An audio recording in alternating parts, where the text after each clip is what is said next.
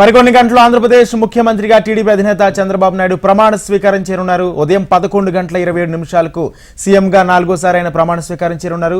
అయితే ప్రమాణ స్వీకారానికి సంబంధించి అన్ని ఏర్పాట్లు పూర్తి చేశారు. ఇక ఆటోనగర్ నుంచి మరింత సమాచారం మా ప్రతినిధి నరసింహారావు, అదేవిధంగా రామనపాడు నుంచి హరికృష్ణ అందిస్తారు. నరసింహారావు, అక్కడ ఏర్పాట్లు ఏ విధంగా ఉన్నాయి? ఆటోనగర్ వరకు ట్రాఫిక్ ప్రస్తుతం ఏ విధంగా ఉంది? పూర్తి అప్డేట్స్ ఏంటి?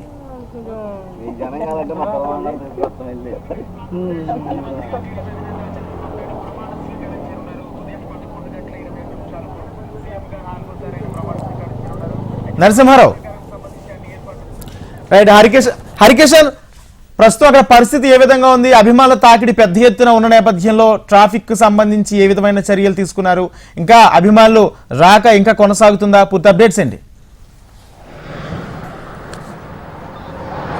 Thank you Rajendra. Telugu Desam party పసుపు పండుగకు సర్వం సిద్ధమైంది. మరోపక్క కూటమి ఆధ్వర్యంలో ఏర్పడినటువంటి కొత్త ప్రభుత్వం మరి కాసేపట్లో కొలువు తీరబోతోంది. ముఖ్యమంత్రిగా నారా చంద్రబాబు నాయుడు ప్రమాణ స్వీకారం చేయబోతున్నారు. అలాగే అమాత్యులుగా ఎమ్మెల్యేలందరూ కూడా ప్రమాణ స్వీకారం చేయబోతున్నటువంటి నేపథ్యంలో అధికార యంత్రాంగం కూడా పూర్తిగా అప్రమత్తమైంది. ఎటువంటి అవాంఛనీయ సంఘటనలు చోటు చేసుకోకుండా పెద్ద ఎత్తున బందోబస్తు కూడా ఏర్పాటు చేయడం జరిగింది.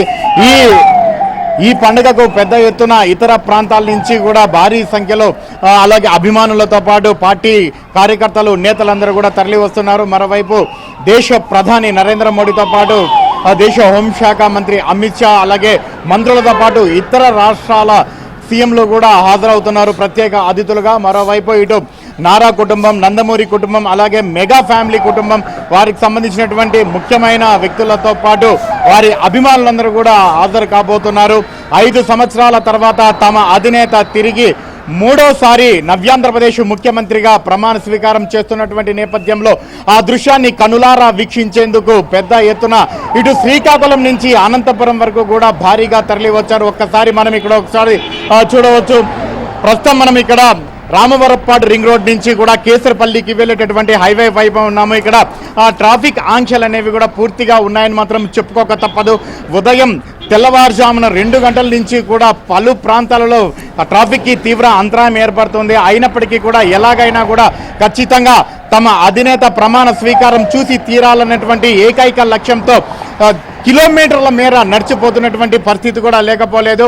మరోవైపు పాసులు ఉన్నటువంటి వారిని మాత్రమే లోపలికి అనుమతిస్తామని చెప్పేసి ముందుగానే చెప్పినటువంటి నేపథ్యంలో పాసులు ఉన్నవారిని మాత్రమే లోపలికి అనుమతిస్తున్నటువంటి పరిస్థితి ఉంది. మరోవైపు స్థానికంగా ఉన్నటువంటి వ్యక్తులు తమ దైనందిన కార్యక్రమాలు నిర్వహించుకునేందుకు మాత్రం కాస్త ఇబ్బందులు పడుతున్నటువంటి పరిస్థితి కూడా లేకపోలేదు. కానీ ఈరోజు ఒక్కరోజు ముఖ్యంగా మధ్యాహ్నం వరకు మాత్రం తమకు సహకరించాలని చెప్పేసి పోలీసులు, ఇటు అధికారులు కూడా విజ్ఞప్తి చేస్తున్నటువంటి పరిస్థితి కూడా లేకపోలేదు. మరోవైపు ఇప్పుడు మనం చూస్తున్నటువంటి ఇది గ్రీన్ ఛానల్ గా ఏర్పాటు చేశారు. ఇది కేవలం ఎవరైతే విఐపీస్, అలాగే ఎమ్మెల్యేలు, అలాగే అమాత్యులుగా ప్రమాణం స్వీకారం చేస్తున్నటువంటి మంత్రులు, అలాగే ఇతర ప్రాంతాల నుంచి వస్తున్నటువంటి ముఖ్యమైన వ్యక్తులకు మాత్రమే ఈ కారిడార్ అనేది, గ్రీన్ ఛానల్ అనేది ఏర్పాటు చేసి ఇక్కడి నుంచి కూడా పంపిస్తున్నటువంటి పరిస్థితి లేకపోలేదు. మరోవైపు విజయవాడ నగరం అంతా కూడా పూర్తిగా పసుపుమయంగా మారిపోయింది. ఎక్కడ చూసినా కూడా ముఖ్యమంత్రి చంద్రబాబుకు కృతజ్ఞతలు, అలాగే అభినందనలు, వివిధ రకాలైనటువంటి పద్ధతుల్లో తమ అభిమానం తెలుపుకుంటూ పెద్ద ఎత్తున ఫ్లెక్సీలు కట్టారు. మరోవైపు కూటమి నేతలు, ఇటు బీజేపీ కానీ అటు జనసేన పార్టీ నేతలందరూ కూడా పెద్ద ఎత్తున ఫ్లెక్సీలన్నీ కూడా ఏర్పాటు చేశారు. మొత్తానికి మాత్రం ఒక పండగ వాతావరణం ఇక్కడ విజయవాడలో నెలకొనిందని మాత్రము చెప్పుకోక తప్పదు. ప్రధానంగా 5 సంవత్సరాల పాటు ప్రతిపక్షంలో ఉండి ఎన్నో కష్ట నష్టాలు ఎదుర్కొన్నాము. 5 సంవత్సరాల తర్వాత రాష్ట్ర ప్రజలందరూ కూడా ఖచ్చితంగా తాము మంచి చేస్తాము, అలాగే ఆంధ్రప్రదేశ్ అభివృద్ధి వైపు పరుగులు పెట్టాలంటే ఖచ్చితంగా చంద్రబాబుతోనే సాధ్యం అవుతుంది అని బలంగా విశ్వసించి తమకు ప్రజలందరూ కూడా పట్టం కట్టారు. కన్నీ విని ఎరుగని రీతిలో గతంలో ఎన్నడూ లేని విధంగా ఏకంగా 83% తమకు విజయం అందించారని చెప్పేసి ఆ పార్టీ నేతలు ఆనందం వ్యక్తం చేస్తున్నటువంటి నేపథ్యంలో అంతే హడావిడిగా